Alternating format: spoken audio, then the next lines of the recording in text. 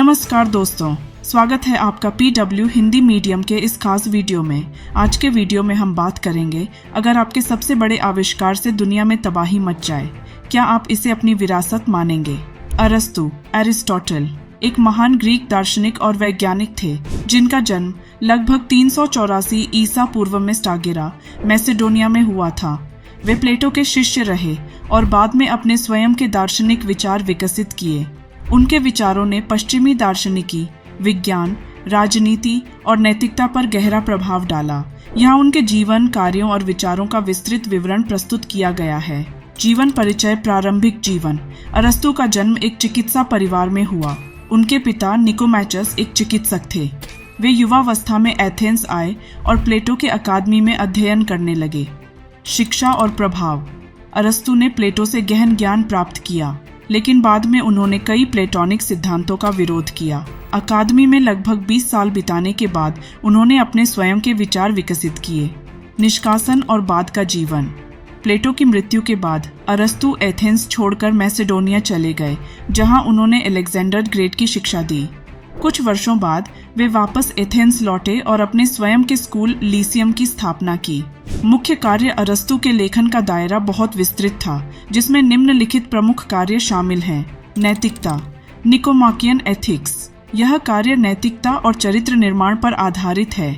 इसमें उन्होंने मध्यम मार्ग, गोल्डन मीन का सिद्धांत प्रस्तुत किया। राजनीति, राजनीतिक, पॉलिटिक्स।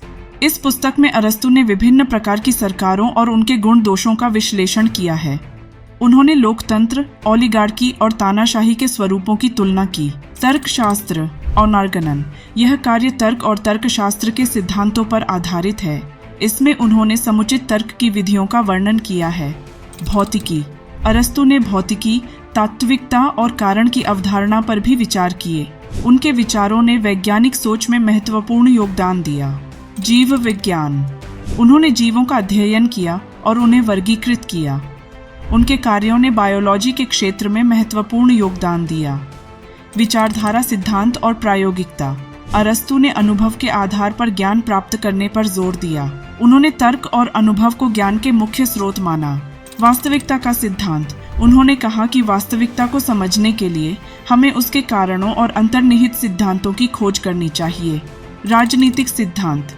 अरस्तु का मानना था कि मनुष्य स्वाभाविक रूप से सामाजिक प्राणी है और समाज का संगठन आवश्यक है।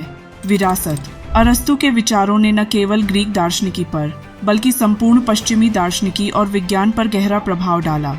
उनके कार्यों का अध्ययन आज भी विभिन्न क्षेत्रों में किया जाता है और उनकी अवधारणाएं आधुनिक दार्शनिकी, नैतिकता और राजनीति में महत्वपूर्ण स्थान रखती हैं। अरस्तु का योगदान आज भी प्रासंगिक है और उनके विचार विभिन्न विषयों पर विचार करने के लिए आधार प्रदान करते हैं।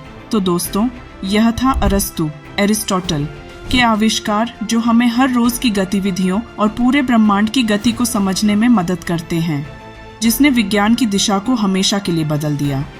उम्मीद है कि आपको यह वीडियो पसंद आया होगा। अगर आपके कोई सवाल हैं या आप किसी अन्य विषय पर जानना चाहते हैं तो कमेंट्स में हमें ज़रूर बताएं। मिलते हैं PW हिंदी मीडियम चैनल पर अगली बार एक और रोमांचक वीडियो के साथ।